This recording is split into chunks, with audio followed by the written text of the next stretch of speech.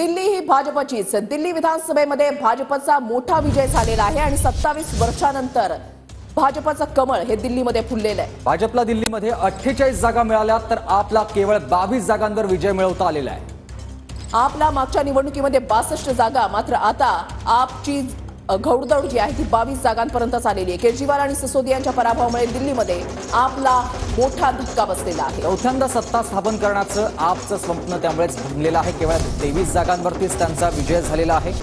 47 जागांवरती भाजप पोहोचली आहे। 27 वर्षांनंतर दिल्ली विधानसभा या ठिकाणी भाजपचं कमळ फुललं आहे।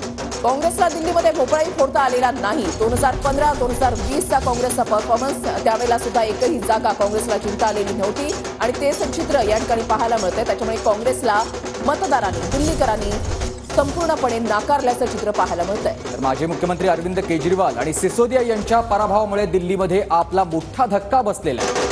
अरविंद केजरीवालांचा पराभव करत परवेश वर्मा हे जायंट किलर ठरलेले आहेत। परवेश वर्मा हे माजी मुख्यमंत्री साहेब सिंह वर्मा यांचे सुपुत्र। दिल्लीत तालकाजीमधून आपच्या आतिशींचा विजय झाल्यानंच आपला मोठा दिलासा मिळालेला आहे, कारण इतर बडे नेते पराभूत झालेत, मात्र आतिशी यांचा विजय झालेला आहे।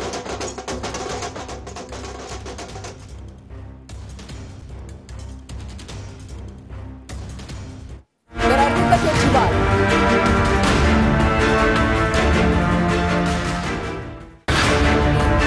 12 वर्ष त्यांच्या नेतृत्वामध्ये त्यांनी दिल्लीमध्ये सत्ता स्थापन केलेली होती। मनीष सिसोदिया आपचे माजी उपमुख्यमंत्री पराभूत झालेले आहेत। मोठे नेते आपचे जे आहेत ते पराभूत झालेले आहेत।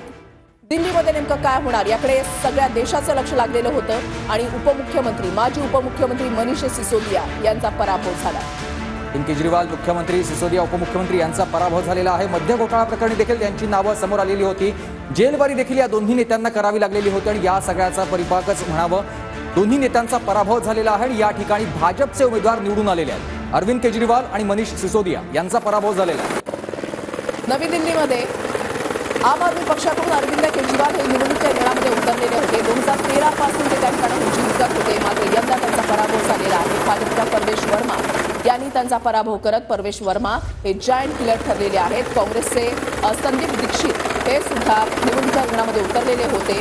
परवेश वर्मा आणि संदीप दीक्षित हे दोघंही माजी मुख्यमंत्र्यांचे पुत्र, मात्र परवेश वर्मा यांनी अरविंद केजरीवाल यांचा पराभव केलेला आहे। अरविंद केजरीवालांचा पराभव करत परवेश वर्मा हे जायंट किलर ठरलेले आहेत। दिल्ली विधानसभेत भाजपचा मोठा विजय झालाय। 27 वर्षांनंतर भाजप पुन्हा एकदा सत्ता स्थापन करणार आहे दिल्ली विधानसभेमध्ये। भाजपला दिल्लीमध्ये 48 जागा, चौथ्यांदा सत्ता स्थापन करण्याचं आपचं स्वप्न जे आहे ते भंगलेलं आहे। नवी दिल्ली विधानसभामध्ये परवेश वर्मा विजयी झाले तर अरविंद केजरीवाल हे पराभूत झालेले आहेत। परवेश वर्मा यांनी पराभूत त्यांना केलं आहे। परवेश वर्मा हे जायंट किलर ठरलेले आहेत। तर जंगपुरामध्ये नेमकं काय झालेलं आहे? आपचे माजी उपमुख्यमंत्री मनीष सिसोदिया यांचा पराभव झालाय। तरविंदर सिंग मारवाहा विजयी झालेले आहेत।